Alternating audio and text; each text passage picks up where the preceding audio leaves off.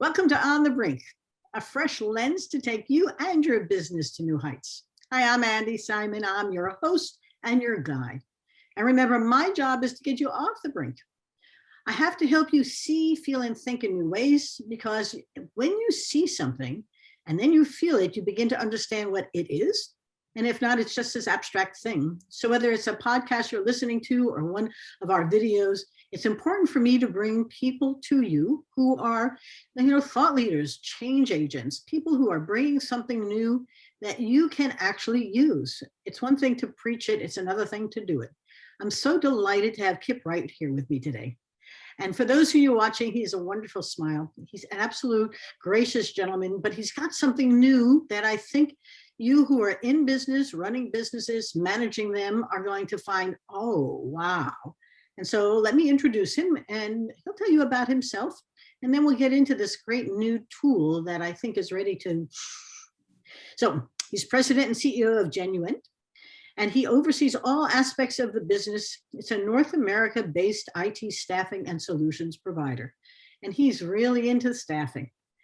He's a staffing industry veteran. He spent over 20 years working in all aspects of the industry: commercial, professional, recruitment, outsourcing, contingent. You didn't know there were that many flavors. But his past roles have included executive management with Manpower Group and Tappan and Comsys and Metamore. The thing that I met Kip through the Women's Business Collaborative. He's a guy, but he's involved in the Women's Business Collaborative with great passion and purpose, because he understands, as he said to me at one point, so much of my staff are women. So many of the managers are men. What are we doing? How do we make that gender balance? We need it. But what happens in our organizations that don't work that way? So I know he's going to tell you about himself, but I listened to the context, because Kip is a gentleman who wants to lead us into a better workplace environment, particularly as we're coming out of the pandemic, and nobody quite knows what that is, so we're making it up. And maybe there's some things here that can help us make a better one that's more diverse, more equitable, with better pay and power and position for women and men. And we don't need to think too far about the gap between what is and what we'd like to do, whether it's racial or gender. It's time for some changes. Kip, thank you for being with me. Great. Thank you so much. So glad to be here. Tell our listeners about who is Kip. What's your journey like? How'd you get in?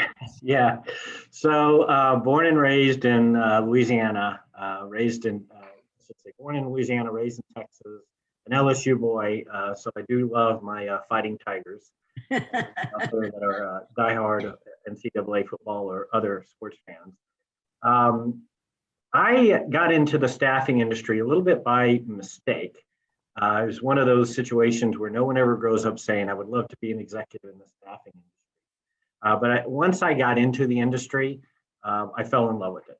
I've been in staffing and technology services and solutions and workforce management for goodness going on 30 years. And the beauty of this industry is it gives you the opportunity to truly do something unique and special for multiple parties. And what do I mean by that? In fact, when you look at what Genuine does today, it's a great example. We have a purpose statement that says, enriching lives by connecting talent. And we believe, as I've always believed with the staffing industry, that it's a connection of two distinct and separate parties that have a unique perspective and a unique opportunity to benefit from each other. A worker, if you will, a human being that's looking for that experience, looking for that expertise, looking for that job, whether it's to continue their career, to enrich their career path, or simply to put food on the table for their families. It's an important step for many individuals. And for the employers, they're looking for talent that are going to help them solve their business problems. So to be in this industry is one that you find an unbelievable amount of connection, of benefit, of enrichment as an individual. As I've gone along this journey, I've always been one of those individuals that's cared a lot about giving back. If you look back at my journey, I spent a considerable amount of time mentoring other companies, startup companies, often, in fact, specifically targeting women-owned, minority-owned, veteran-owned, LGBT, those types of companies where I could help create a difference by mentoring and enriching the life of somebody who was trying to get into the business and do something that I was very familiar with. And so that mindset has always been with me. It's carried over from my mother and from my father and from my upbringing. When I joined Genuint, I've had a unique opportunity to continue that path. And I'm sure we're going to talk a little bit more about Genuint and Talent Path in a minute. But that's the mindset that I've always brought into the equation, which is you've got to give back to get. You've got to be part of the solution, not part of the problem. And there are ways that each of us can bring our own experience and expertise to the table to do just that. Very often when I do workshops, a person in the workshop has an HR, a recruitment firm, and I've always been challenged by their mindset that the placement of the person ended the relationship. They never thought of themselves in such a fashion as a connector. I hear you talking about this is a connection. This is a nourishment of a talent with an organization to ensure that we have the right person in the right job, and they have the right onboarding. I have a hunch you see this in a bigger light, because I don't think your job is to keep moving people through the flywheel. No, I mean, first, if you look at that very statement, it is in and of itself insensitive, right? You can't run a business when you're dealing in the services of individuals, of human beings, and expect them to be treated like a commodity. It doesn't work. In fact, that's been a cornerstone of every business that I've ever run, is that we have to focus on our consultants, on our associates, and make sure that they feel enriched in that conversation, that we're doing right by them, finding them jobs that are going to keep them on their path, that we're arguing and fighting to make sure that they're getting compensated fairly. From a business standpoint, it makes a ton of sense as well. I mean, it's so much easier to take a resource that you already know, that you've already got some experience and expertise with, you know where their strengths and weaknesses are, and redirect them over to the opportunities that are going to be most suited for them, rather than starting from scratch. So if you're treating that individual in that context as just something you cycle through, you're losing out on it. And then I would say that the last thing is, individuals tend to grow in their own careers and become buyers. And so if you're smart enough to realize that that's part of the equation too, you realize that there's no alternative where treating your staffing resources, your consultants as commodity ever benefits in the long term. And you mentioned something about Genuint and how you've created a platform there that is really multiplying. It's growing dramatically. Can you share that? Yeah, so at Genuint, we're in the business of helping to connect technical talent with opportunities in the marketplace. In fact, we've taken, I should say, a very unique approach to how we do that. We believe in a pretty simple statement, and that is that relationships matter. Relationships between us and our consultants, relationships between us and our clients. And if we don't understand the fit of the environment that a consultant may be going into, or the consultant and their needs relative to the job recs that are out there that we're supporting our clients with, we're not going to make that match. And so we literally, one of the first things we did as I came on board was change the name, the branding, to literally say Genuint, and as a tagline, relationships matter. And it was as much of a statement internally so that we knew what we'd stand for as it was a declaration to the marketplace. In 2017, we really started to see a profound problem from a supply and demand standpoint. Our clients were demanding more and more technical resources with expertise that were very specific. Universities were not graduating resources that had those skill sets, and the ability to support those needs, even with foreign work visa programs like H-1B, they were insufficient to keep up. And we were continuing to see more and more interest in the marketplace for customers who were willing to say, we'd take a different solution if you had one. We made a very unique decision at that point in time to build an offering we call Talent Path. And in Talent Path, what we decided to do is not to continue to only be a broker of that connection, but is actually to create the talent itself. Yes. So what Talent Path does is we partner very closely with sources, usually universities, and there's a dimension to that I can explain in a minute. We hire resources that have the qualifications, the framework, cognitive skills, EQ, ability to learn, those types of elements that allow us to then hire them, pay them a salary while they go through a 3-month technology immersion that we provide. So we're literally upskilling them in very specific technologies.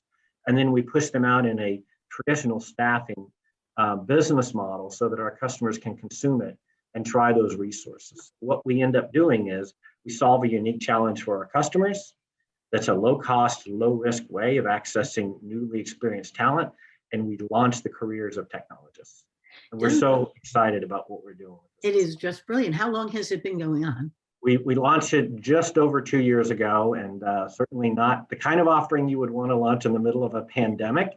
But we've been persistent and diligent in getting through it, and we are excited about the growth that we're seeing today. Yeah, but I'm in awe because everywhere I go, that's exactly the problem. We can complain about it. I can't find that talent. Amazon's coming into Idaho and hiring folks at higher salaries. I have to go to South Carolina and hire them because they'll work for my salary. But instead, what you did is let's create them. And you created a whole way of building a talent pool for you to feed a demand that's going to accelerate. It's pretty cool. Yeah. I want to talk about the Talent Path tool that you did, but in a moment, I want to talk first about what do you see coming out of the pandemic for the workplace? What do you see in the market? I bet you have some cool.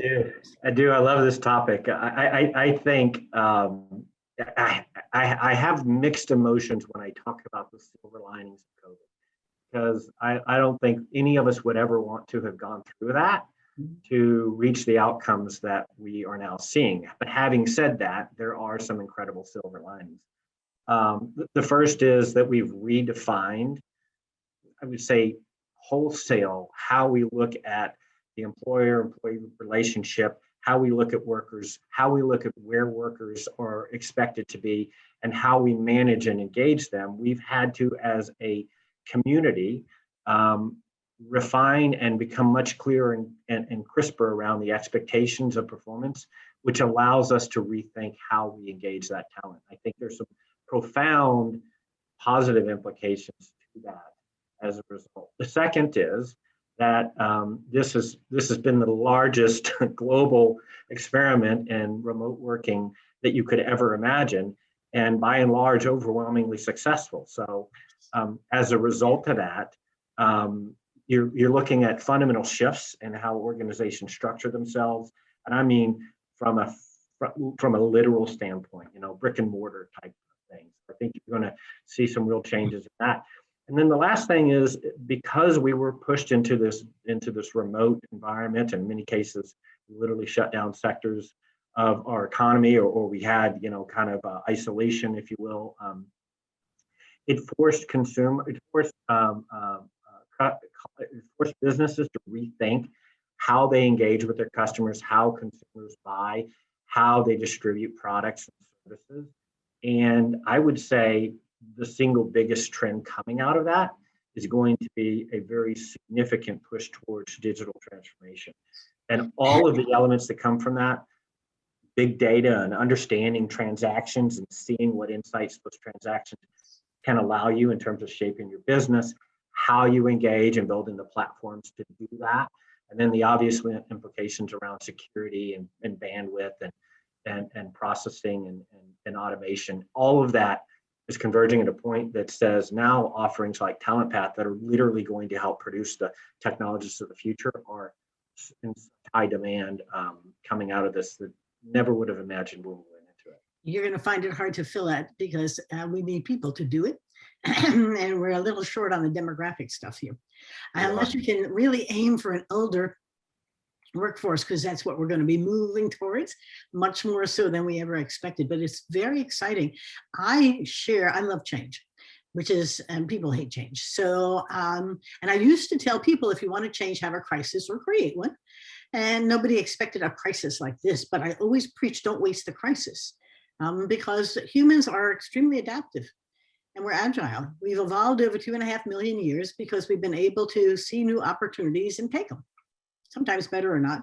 And now the question is, from a cultural point of view, a social interaction point of view, how we do everything, what do we value? Nothing is inherent. It is all subjective.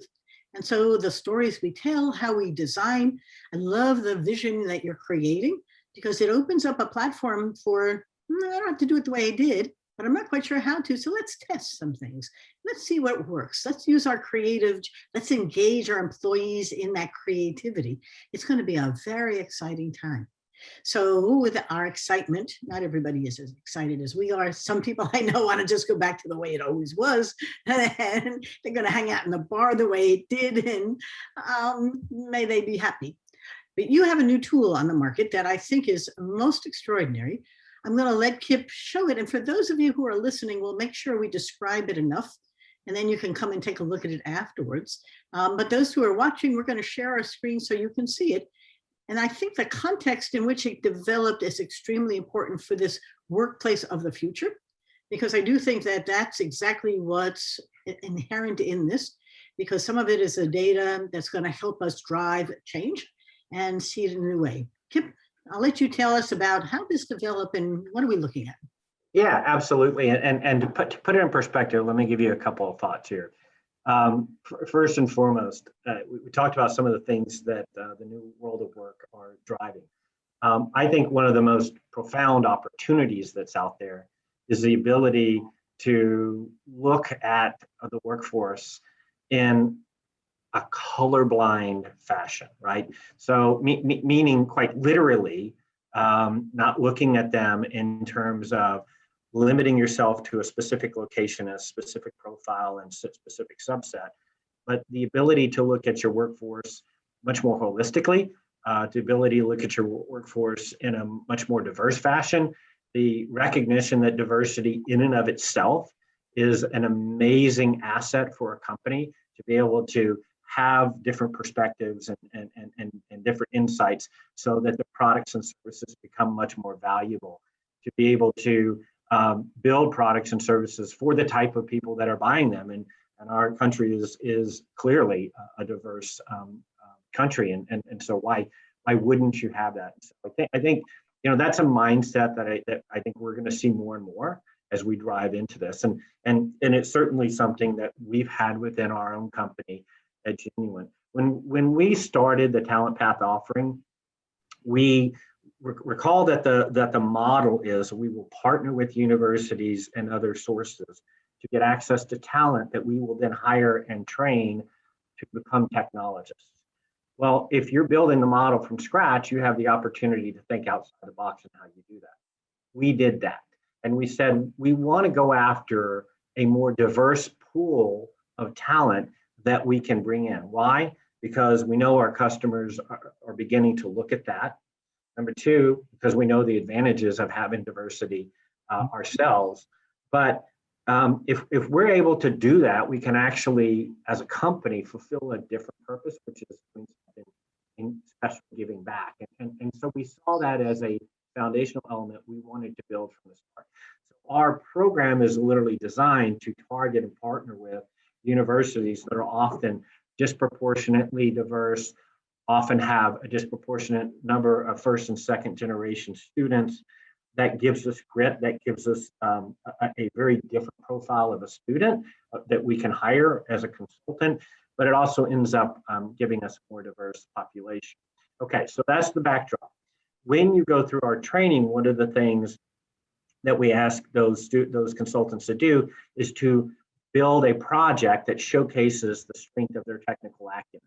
One of our classes happens to be around data visualization. So we call these projects their capstone, and they will build on that throughout the course of their training. And in the end, they actually show that in what we call a demo day. They'll show it off to the executives, myself, to others in the company, and often we invite customers to see that. This particular web-based dashboard, which is built in Power BI, was built by one of our consultants. And he had looked at this and said, I wonder if I could take and build something that allows me to look at outside data from U.S. Census, Bureau of Labor Statistics, and other sources that might be able to give me unique correlations into looking at race and gender, and whether or not there are some biases fundamentally in the workforce in employment, if you will, and into pay inequities? And could I create the ability to look at that and to draw inferences, and perhaps maybe even begin to start the conversation? So in many respects, this tool was built as a conversation piece. I'm not going to walk through the whole tool, but what I am going to tell you is they built it in a way which allows a very dynamic look at things. So you can literally drill in by category. You can look at things like occupational groupings.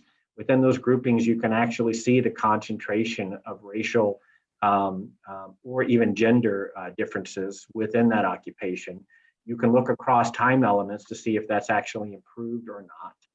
So there's some really interesting elements that allow you to do that. I was just having fun going through the different occupations. Yeah, it's fascinating.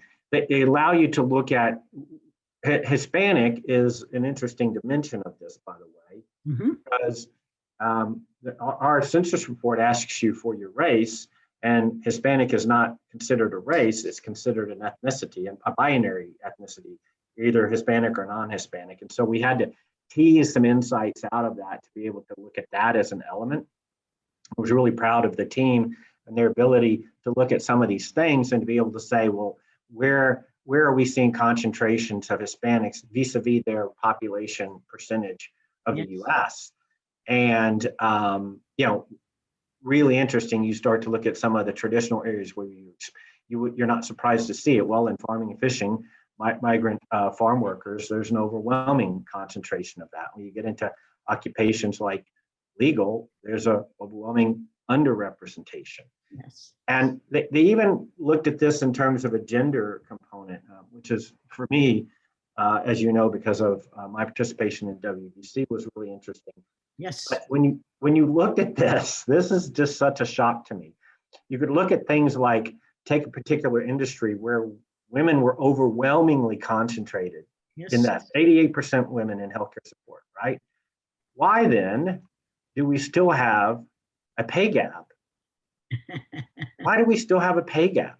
And it, it just brings up across some really interesting questions, and just looking even at ethnicity, or I should say racial differences in terms of where ethnic backgrounds play versus the average median weekly pay rates, and where that is concentrated by country. And then if you go back and look, you can actually drill down and see differences. It was one of the insights that we teased out of our white paper, is that it's actually in the fact that certain races may not have the awareness of some of these opportunities, these occupations, and so they don't trend towards them, or they don't have the educational support to be able to trend towards them. And so they end up in the lower paying jobs, which is why you see such wage disparity. In our work as an anthropologist, we'll often say birds of a feather flock together. People go where they feel comfortable and safe, and where others direct them. And breaking out of that is not easy. And so as we think about diversifying the workplace and creating better equity, whether it's race, ethnicity, or gender, there's a lot of transformation in mindset and in colleagues. Breaking out is not easy. But this, when you look at it, you go, oh my man, could you spend time talking about the stuff you can see in here, right? It's all a picture.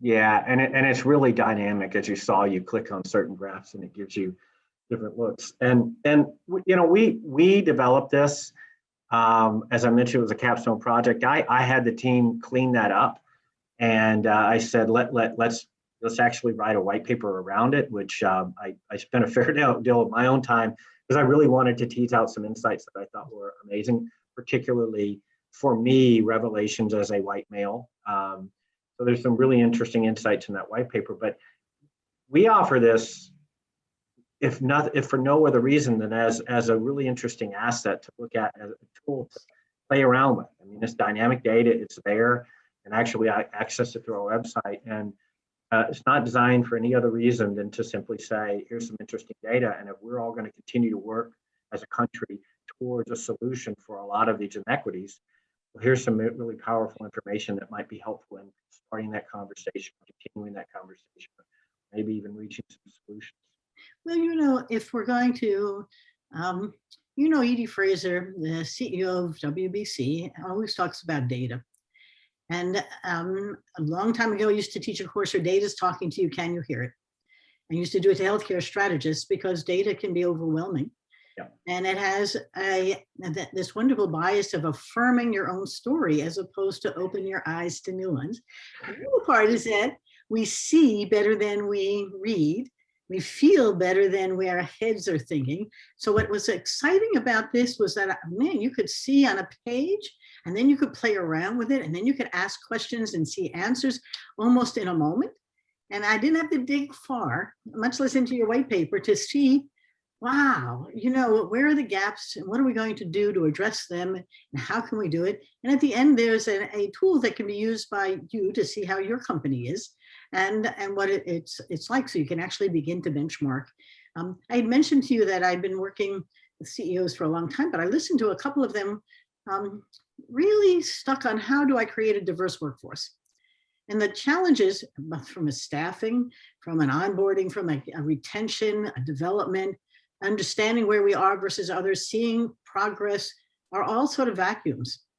And for you in the world that you're in, and this tool provides a great resource to help people begin to, and I say this, see, feel, and think in new ways so they can do better. And if they can't see it, they don't know what it is, and they can't feel it. I just protect myself, and then I think about it, and now I can do something. So I have a hunch the whole point here is to help people do something. Absolutely. It's to start the conversation. That's pretty cool stuff. I don't know what you're coming up with next, but if this is a starting point, I have a hunch your folks at the university are going to be finding all kinds of ways of using this. It's full of great data. So any thoughts as we're beginning to wrap up? Because I've enjoyed every minute listening to you. Yeah, I think maybe a couple of takeaways here is that you can't solve challenges unless you acknowledge that they're there and you embrace them and you educate yourself on those. And diversity inclusion is one of those. I mean, we even talked about some of the other challenges that COVID and just frankly just evolution continues to present to us. You're not going to be able to solve those unless you address those. I hope that this has just been a great example of just that. And I'll leave you with an interesting quote from a guy named George Adair. It was a favorite one of mine. I've used many, many times, and that is that everything you've ever wanted is on the other side of fear. You talked about the fear of change. You talked about the fear of change. Everything you ever wanted is on that other side of change, and embrace it. Wow. Well, and the brain doesn't like change very much. The amygdala would love to hijack it and tell you to go away. I don't want to learn anything new. I'm perfectly happy doing, but the world's changing. And I don't think that this crisis we should waste. I also don't think it's the last one, because if our talent pool looks the way our demographics are going to be, we don't have enough folks on the young side to replace the folks on the older side, who are really going to have to rethink what happens as they hit those retirement years and can't retire. I think the whole nature of demography is destiny is going to be a great impetus for us to rethink lots of things. So the times, they are changing, as Bob Dylan said to us. I haven't forgotten. Are indeed. Enjoy it. Thank you for being with me today. So pleased to do it. Thank you so much for having me. Last question before I wrap up. How can they get a hold of this, or can they get a hold of it?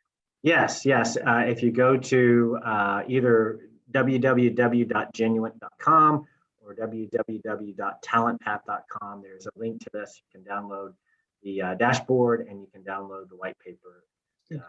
Have fun with it. I'm having fun with it, but I will put that onto the blog so people can find it as well. So I've had Kip Wright here with me today. He has been talking about this big and wonderful world of both staffing, but also the changes in our workplace and this wonderful new tool that they've developed to help you see things through a fresh lens. And I want to thank all of you who come to listen to our podcasts. Your emails are always very exciting. You tell me how it's helped you with this or helped you with that. So keep them coming. info@andysimon.com. And I do my podcasts not to monetize them, but to share great people with great thoughts with you. And the only thing I ask for you to do is share those thoughts and keep sharing them. So it's been a pleasure. Stay well and see the new world that we're coming here to as a great opportunity to rethink everything that you're doing. And I'm going to do one last plug. My book, Rethink, Smashing the Myths of Women in Business, is out there doing gangbusters. And I can only tell you, it brings me joy to help others smash those myths, particularly women, and do better. So it's time to be the best you can be. Have a great day. Bye-bye now.